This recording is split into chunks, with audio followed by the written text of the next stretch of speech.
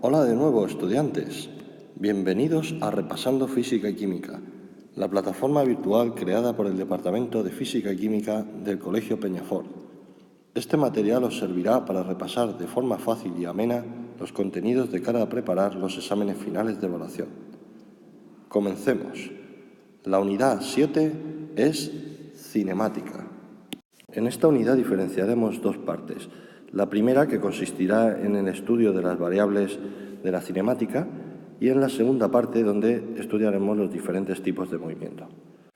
Para comenzar, veremos los sistemas de referencia. El sistema de referencia es un conjunto de convenciones, coordenadas espaciotemporales, usadas por un observador para poder medir la posición y otras magnitudes físicas de un sistema físico o mecánico. También es conocido con el nombre de marco de referencia y puede ser inercial o no inercial. Un sistema de referencia absoluto no existe, puesto que aquel punto que consideramos origen de los movimientos estará moviéndose respecto a otro punto, y a su vez ese punto estará en movimiento respecto a otro, y así sucesivamente.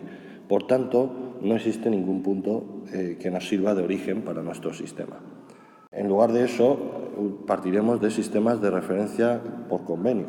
El más utilizado es el sistema de referencia euclídeo. Este sistema está formado por ejes que forman 90 grados entre ellos, condición de ortogonalidad. Por otra parte, cada eje está constituido por la repetición sucesiva de pequeños vectores unitarios, tanto en el sentido de avance como en el retroceso. Esto se conoce como condición de normalidad. Como ya hemos comentado, las bases ortonormales, bases canónicas, son las más empleadas habitualmente. En un espacio bidimensional podemos diferenciar 4 cuadrantes.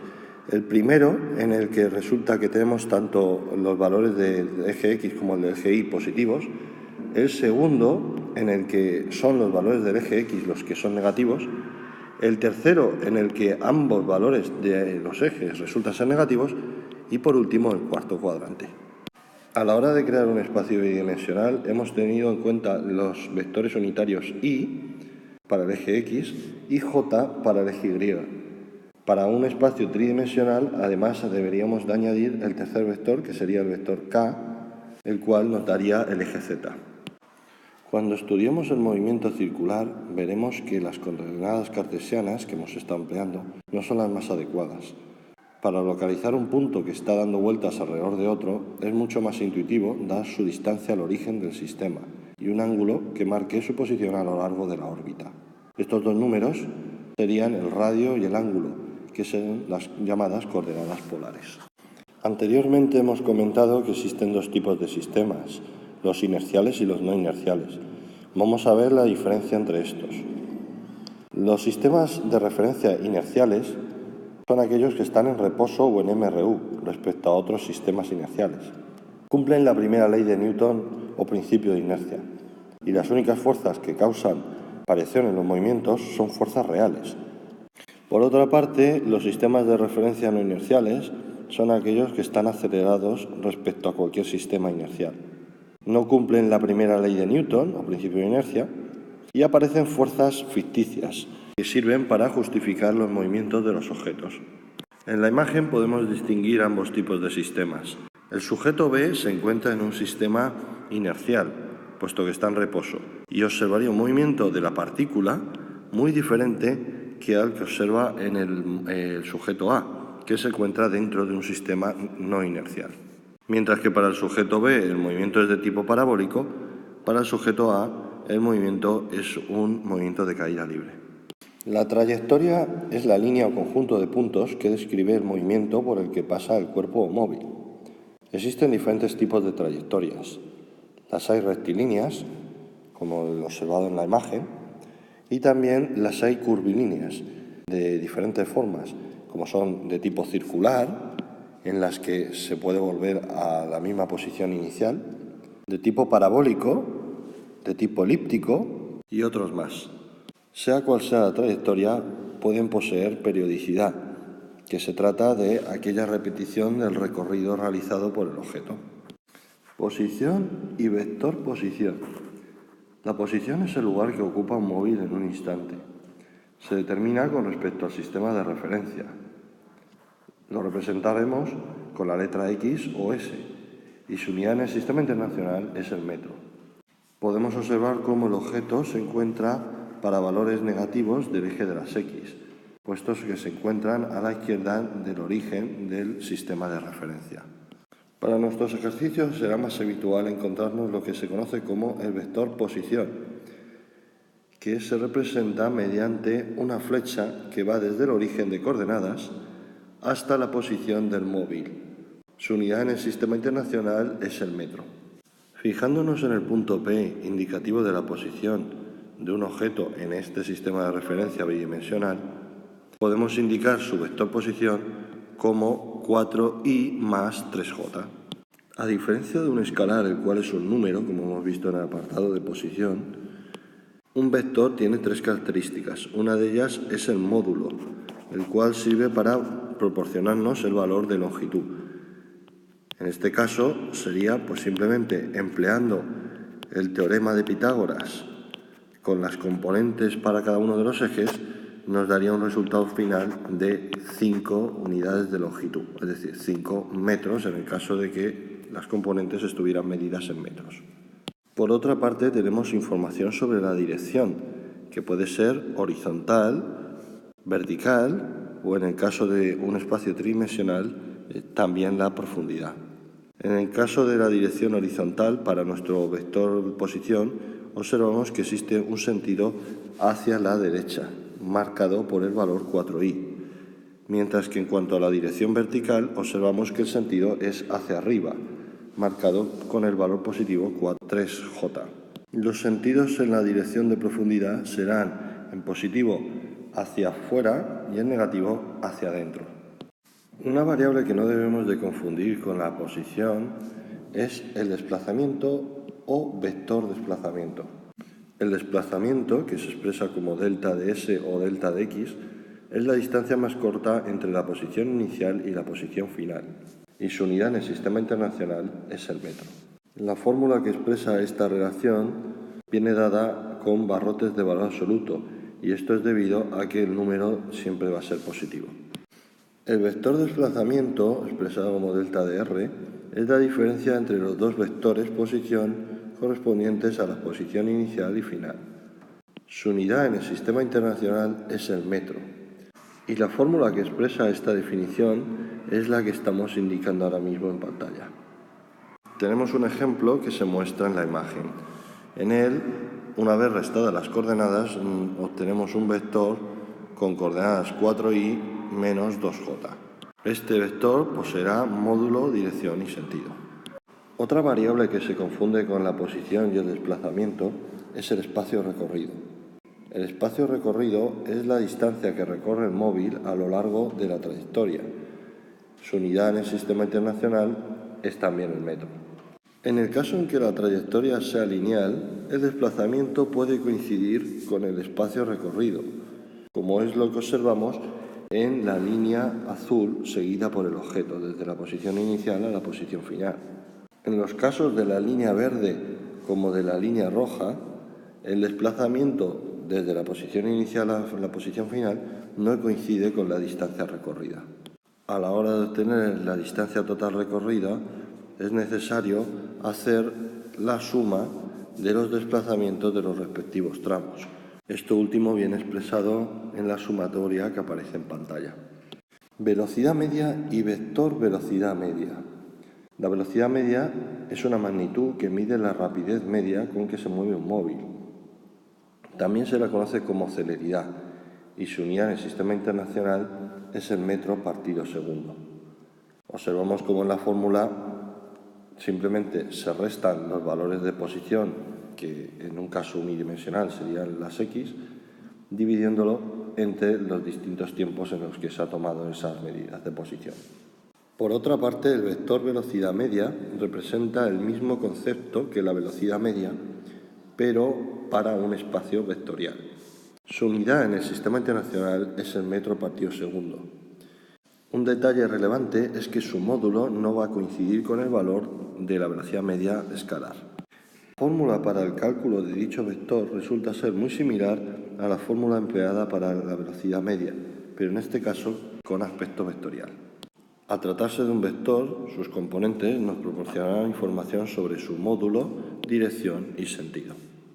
Otro tipo de velocidad es la velocidad instantánea y vector velocidad instantánea. La velocidad instantánea es la velocidad que tiene el móvil en un instante determinado y su unidad en el sistema internacional es el metro partido segundo. Si observamos la fórmula, nos viene expresada en forma de límite, puesto que se refiere a un intervalo de tiempo infinitesimal. Para un espacio bi o tridimensional, el vector velocidad instantánea es el límite del vector velocidad media conforme la variación del tiempo tiende a cero, es decir, puntos muy próximos entre sí. Su dirección es tangente a la trayectoria en el punto, como podemos observar para los distintos puntos de la imagen. Por otro lado, sus unidades son, en el sistema internacional, el metro partido segundo. Calcular el límite para el vector velocidad media implica realizar el cálculo de la derivada de la posición respecto al tiempo. A la hora de los ejercicios encontraremos habitualmente vectores de posición que son dependientes del tiempo. Por lo tanto, necesitaremos conocer el cálculo diferencial para conseguir obtener una expresión de la velocidad instantánea en función del tiempo. Aceleración media y vector aceleración media. La aceleración media es una magnitud que mide cuánto varía la velocidad de un móvil por unidad de tiempo. Es positiva si aumenta la velocidad o negativa si disminuye. Su unidad en el sistema internacional es el metro partido segundo al cuadrado. La fórmula observamos que simplemente es la resta de las velocidades inicial y final partido el tiempo que ha transcurrido en realizar ese cambio. Por otra parte tenemos el vector aceleración media, que representa el mismo concepto que la aceleración media, pero para un espacio vectorial. Su unidad en el sistema internacional es el metro partido segundo al cuadrado. Al igual que ocurría con el vector velocidad media, el vector aceleración media, su módulo no coincide con el valor de la aceleración media escalar. La fórmula para el vector aceleración media coincide con la dada para la aceleración media escalar, pero en este caso con vectores en lugar de con números. Tendremos que realizar la resta de las velocidades final e inicial para sacar la variación de la velocidad entre un intervalo de tiempo en el que haya ocurrido ese cambio. Al igual que sucede con otros vectores, este vector aceleración media tendrá módulo, dirección y sentido. Aceleración instantánea y vector aceleración instantánea. La aceleración instantánea es la velocidad que tiene el móvil en un instante determinado. Para ello necesitaremos calcular el límite de la variación de la velocidad respecto al tiempo cuando el tiempo resulta ser un número prácticamente tendiendo a cero, es decir, un valor de variación de tiempo infinitesimal. La unidad de la aceleración en el sistema internacional es el metro partido segundo cuadrado. El vector aceleración instantánea es el límite del vector aceleración media conforme la variación del tiempo tiende a cero, es decir, puntos muy próximos entre sí.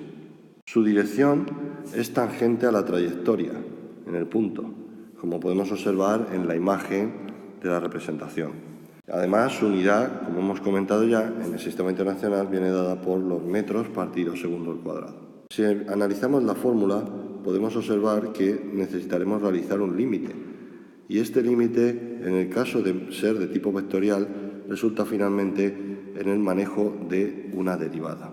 Se realizará la derivación de la expresión de la velocidad, que en muchos casos será dependiente del tiempo. En función del tiempo de cambio que se realiza en la velocidad, podemos diferenciar lo que es la aceleración tangencial de la radial. Las componentes intrínsecas de la aceleración son aquellas que miden la variación del vector velocidad en algún aspecto de módulo, como es lo que ocurre en la aceleración tangencial, o de dirección, como es lo que ocurre en la aceleración radial. Sus unidades en el sistema internacional continúan siendo la de metro partido segundo al cuadrado. Por tanto, el vector aceleración total vendrá dado por la suma del vector aceleración radial más el vector aceleración tangencial. En el círculo presente en pantalla podemos ver las dos componentes intrínsecas de la aceleración. La aceleración tangencial, que es aquella que va en dirección tangente a la circunferencia, siguiendo la dirección de la velocidad, y la aceleración normal, que tiene una dirección que va hacia el centro de la circunferencia. La aceleración tangencial provoca un cambio en la rapidez o velocidad de la partícula y su expresión viene dada por la variación del módulo de la velocidad dividido la variación del tiempo. La aceleración radial, o también conocida como centrípeta, provoca un cambio en la dirección del vector velocidad y su fórmula viene expresada de la siguiente manera. La aceleración centrípeta o radial es la velocidad al cuadrado partido el radio. Por tanto, aunque realicemos un movimiento circular a velocidad constante, el objeto podremos decir que se encuentra acelerado, no de manera tangencial, pero sí de forma centrípeta. Finalmente, en el caso de que queramos obtener el valor de aceleración total en sentido escalar, tendremos que realizar el teorema de Pitágoras con las componentes intrínsecas de la aceleración, como era la tangencial y la normal. Ahora, en esta segunda parte del tema, analizaremos los diferentes tipos de movimientos. Uno de ellos es el reposo, que se trata de un movimiento ficticio, puesto que no existe en realidad. Siempre se trata de reposos respecto al sistema de referencia. Y el sistema de referencia siempre es relativo, puesto que no existe un sistema de referencia absoluto en el universo. Las ecuaciones características son muy sencillas. Simplemente podemos indicar que la posición vectorial de inicio es la que perdura en el tiempo, la velocidad es cero y la aceleración es cero. En caso unidimensional, es decir, con valores escalares, justamente la posición es la posición inicial en el eje X. Las gráficas representativas las estamos observando en pantalla y resultan bastante sencillas también. MRU. Se trata de un movimiento rectilíneo uniforme que ocurre a velocidad constante. Las ecuaciones características son las que mostramos a continuación. El vector posición viene marcado por el vector posición inicial más el vector velocidad por el tiempo. Este movimiento destaca en que el vector velocidad resulta ser un valor siempre constante y por otra parte tenemos que la aceleración es cero. En caso de una situación unidimensional, la posición sería igual a la posición inicial en el eje X más la velocidad por el tiempo. En cuanto a las gráficas características, podemos observar que la representación X frente a T, en el caso de una situación unidimensional, la posición va aumentando respecto al tiempo. El valor de la pendiente de esta recta nos daría el valor de la velocidad. En el caso de que se realizara el movimiento de retroceso, observaríamos que la gráfica es una línea recta pero con inclinación en descenso. Para el caso de la gráfica V frente a T, observamos una línea constante en los valores positivos, en el caso de avanzar en la dirección del movimiento. En el caso de movernos en sentido contrario, observaríamos que la representación es una línea constante, pero por debajo del eje. Por último, en la representación A frente a T no llegamos a apreciar nada. MRUA. Se trata de un movimiento rectilíneo uniformemente acelerado, ya que ocurre aceleración constante, y esta característica es lo que lo destaca respecto a otros movimientos. Sus ecuaciones características pueden ser vectoriales o escalares. Cuando los vectores son paralelos, se pueden orientar al sistema de referencia, para que así aparezca una sola componente. Así que en nuestro caso vamos a mostrar las ecuaciones que son de tipo escalar, pero que son muy similares a las vectoriales. Por ejemplo, la de la posición vendrá descrita por la ecuación siguiente. La posición es igual a la posición inicial más la velocidad inicial por el tiempo más un medio de la aceleración por el tiempo al cuadrado. En cuanto a la ecuación de velocidad, vendrá dada por la velocidad como velocidad inicial más la aceleración por el tiempo. Aunque también conocemos otra ecuación que será que la velocidad final al cuadrado es igual a la velocidad inicial al cuadrado más el doble del producto de la aceleración por el espacio recorrido. Las ecuaciones anteriores consideran que el móvil se mueve en el sentido positivo del movimiento y eso viene dado por velocidades positivas. Además, la aceleración es positiva en el MRUA, mientras que es negativa en el caso de un MRUR o movimiento de deceleración. En cuanto a las gráficas características, podemos observar que la posición va aumentando de forma acelerada conforme va pasando el tiempo. Eso se observa en la primera gráfica. Pero en el caso de ser un MRUD, es decir, un movimiento de deceleración, el aumento de la posición va siendo de manera cada vez menor, hasta que llega un momento en que se para. En el extraño caso que realizásemos un movimiento acelerado marcha atrás, observaríamos la gráfica que aparece en la parte inferior.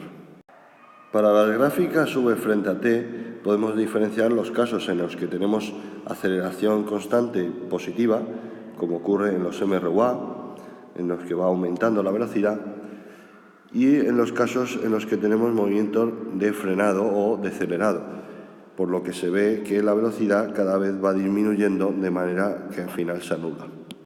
Por consiguiente, las gráficas aceleración frente al tiempo, en el caso de un MRUA, serán aquellas en las que aparece una línea constante positiva, mientras en el caso de un movimiento de deceleración encontramos una gráfica de línea constante, pero en la zona de los valores negativos.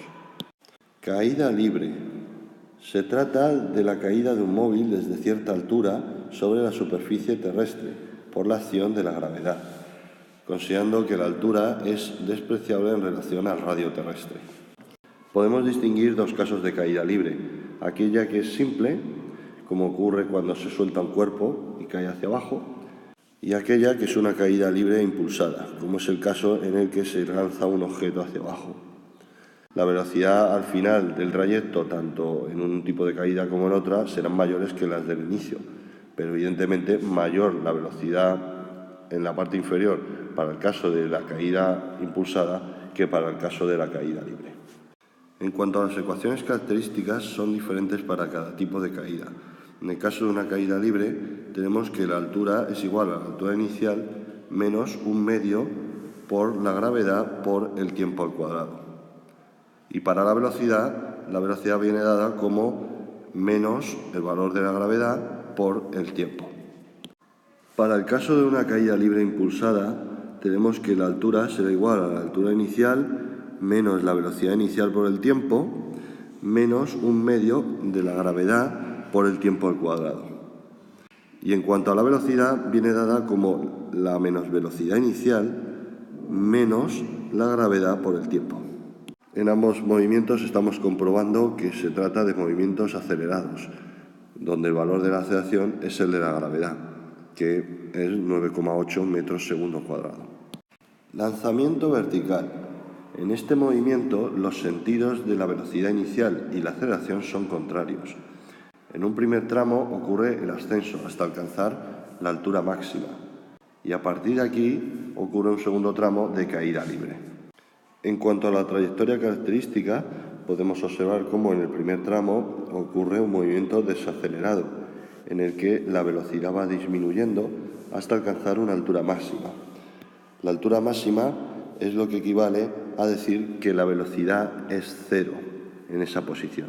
En el segundo tramo de la trayectoria ocurre el descenso, en el que se produce un movimiento acelerado, con lo que la velocidad aumenta debido al efecto de la gravedad. Como ya hemos comentado, el valor de la gravedad será 9,8 metros segundo al cuadrado, y esto afectará en toda la trayectoria. Las ecuaciones características para este tipo de movimientos son las siguientes. La posición de la altura viene dada como la altura inicial más la velocidad inicial por el tiempo menos un medio de la gravedad por el tiempo al cuadrado. Y en cuanto a la velocidad, vendrá dada como la velocidad inicial menos la gravedad por el tiempo. Tiro oblicuo o parabólico. La curva que describe un cuerpo lanzado en el aire, como puede ser la trayectoria de un proyectil, se estudia como la composición de dos movimientos. Si observamos las trayectorias características de este tipo de movimientos, podemos comprobar que en la parte del eje X hay un movimiento de tipo MRU, mientras que en el componente del eje Y, por una parte tenemos un tramo en el que ocurre un MRUD y después un segundo tramo en el que ocurre un MRUA, y este es de caída. Este tipo de movimientos tiene algunas variables muy características, como son la velocidad inicial y el ángulo de lanzamiento, con las que se pueden calcular las demás componentes. Las más importantes que se suelen preguntar suelen ser la altura máxima, el alcance máximo y el tiempo de vuelo. La ecuación que caracteriza la trayectoria para este tipo de movimientos es la que estamos marcando a continuación. Sabiendo que el tiro oblicuo y parabólico es la composición de dos movimientos, La ecuación que nos describe su posición viene dada por una forma vectorial, en la que la componente x es exactamente la velocidad inicial por el coseno del ángulo de lanzamiento por el tiempo. Y la componente vertical de la posición viene dada como la posición de altura inicial más la velocidad inicial por el seno del ángulo por el tiempo menos un medio de la gravedad por el tiempo al cuadrado. En cuanto a lo que sería la altura máxima, está bien expresada por una fórmula mostrada a continuación, pero que también podemos deducirla únicamente realizando el estudio de los movimientos que ocurren por cada eje.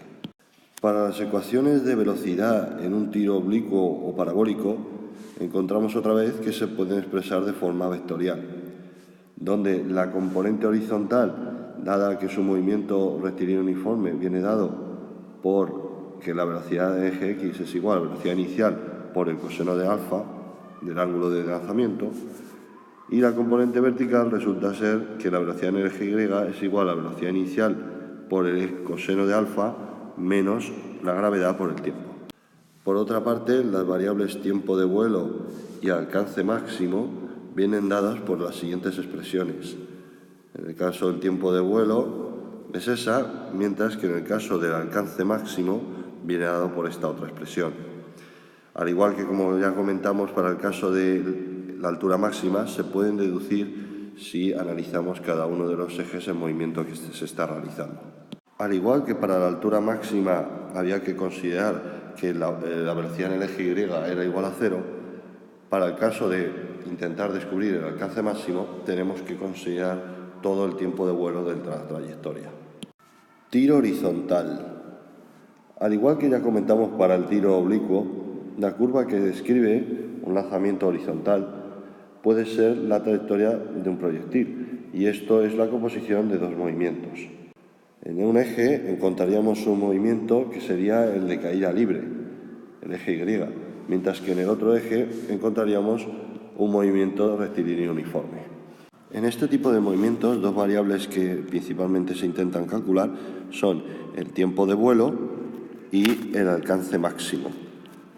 La altura máxima no es necesario calcularla, puesto que es la altura con la que se inicia el movimiento. La ecuación de la trayectoria que caracteriza este tipo de tiro horizontal resulta ser la que muestro a continuación en pantalla. En cuanto a las ecuaciones que caracterizan la posición y la velocidad del objeto en un movimiento de lanzamiento horizontal, son las que aparecen a continuación. Para el caso de la ecuación de posición, tenemos la forma vectorial, en el que la componente del eje x viene dada por la velocidad inicial por el tiempo, mientras que la componente en el eje y viene dado como la altura inicial menos un medio de la gravedad por el tiempo al cuadrado. Introduciendo en la altura el valor de 0, podremos sacar el tiempo de vuelo, que nos permitirá sacar el alcance máximo. Para las ecuaciones de velocidad tenemos también la forma vectorial, en el que la componente del eje x resulta ser la misma que hay al inicio, puesto que es un movimiento rectilíneo uniforme, y para la componente vertical, en el que la velocidad en eje y es igual a menos gravedad por el tiempo. Para los siguientes tipos de movimientos que vamos a estudiar, que son los circulares, necesitamos conocer lo que son las variables angulares. La primera sería la posición angular, que es el ángulo θ medido con respecto al origen del movimiento. Su unidad en el sistema internacional es el radián, aunque también se conoce la unidad de grados para medir los diferentes valores de ángulo. La relación entre grados y radianes resulta ser la siguiente. Pi radianes equivalen a 180 grados. Por otra parte, los valores de posición angular se pueden relacionar con los valores de posición lineal, y esto viene expresado de la siguiente manera. La posición lineal es igual a la posición angular por el radio de la curva realizada. Otra variable angular es la velocidad angular, que es la derivada de la posición angular con respecto al tiempo. Eso se ve en la fórmula que aparece a continuación. Si realizamos la derivada del ángulo respecto al tiempo, obtenemos el valor de velocidad angular. La unidad de la velocidad angular en el sistema internacional es el radián partido segundo. Y esta se puede relacionar con la velocidad lineal con una fórmula similar que para el caso de la posición. La velocidad lineal es igual a la velocidad angular por el radio de la curva. Por último está la aceleración angular, que es la derivada de la velocidad angular vista anteriormente con respecto al tiempo. Esta definición se ve en la expresión algebraica que aparece a continuación. La unidad en el Sistema Internacional de la Aceleración Angular es el radián partido segundo al cuadrado. Esta aceleración es la conocida como tangencial, una vez que la multipliquemos por el radio de la curva. El empleo de las letras griegas es lo que diferencia los movimientos angulares de los lineales. Para la posición angular hemos usado la letra teta, para el caso de la velocidad angular la letra omega y para el caso de la aceleración angular la letra alfa. MCU. Se trata de un movimiento circular uniforme que ocurre a velocidad angular constante, que es el dato que lo destaca. El módulo de la velocidad lineal es constante, pero su dirección varía. Como ya comentamos, existe un tipo de aceleración que explica estos cambios en la velocidad, pero en su dirección, no en su módulo. Y es exactamente la llamada aceleración normal o centrípeta. Por tanto, tiene una trayectoria característica en forma circular en el que está presente la velocidad de giro y la aceleración centrípeta que tira hacia el interior de la curva. Esto provoca que se realice toda una trayectoria circular. Se desplaza un ángulo que viene marcado por el valor de teta y este ángulo va aumentando de forma constante dado por la velocidad angular, que es la letra omega. Tenemos en pantalla una tabla con diferentes medidas de ángulos dadas por grados o radianes. La principal ecuación que caracteriza un MCU es aquella en la que el ángulo es igual al ángulo inicial, que en algunos casos se conoce como desfase, más la velocidad angular por el tiempo, en donde la velocidad angular resulta ser 2pi por la frecuencia. A su vez, la frecuencia y el periodo son parámetros que están relacionados como uno el inverso del otro. Estas dos nuevas variables, que ocurren únicamente en los movimientos circulares, resultan ser las siguientes. La frecuencia es el número de veces que se repite el movimiento en una unidad de tiempo y se mide en hercios. La otra variable, el periodo, es el tiempo que tarda el movimiento en repetirse y su unidad en el Sistema Internacional es el segundo. MCUA. Se trata de un movimiento circular uniformemente acelerado que ocurre a aceleración angular constante, siendo esto lo que lo destaca respecto a otros movimientos. Esto implica que estén presentes tanto la aceleración tangencial como la centrípeta. Al ser un movimiento circular de trayectoria, vemos que está presente la aceleración normal, que tira hacia el centro, y una velocidad de giro que va cada vez en aumento, puesto que existe una aceleración tangencial. La relación de la aceleración normal con los términos angulares viene expresada de la siguiente manera. La aceleración normal es la velocidad angular al cuadrado por el radio. La ecuación que describe la posición angular o ángulo para el objeto siguiendo un MCUA viene dada por la siguiente expresión que mostramos en pantalla. A su vez también existe una expresión para la velocidad angular, que es la de la velocidad angular inicial más la aceleración angular por el tiempo. Además existe una tercera expresión que nos permite relacionar las tres variables angulares dadas para estos movimientos.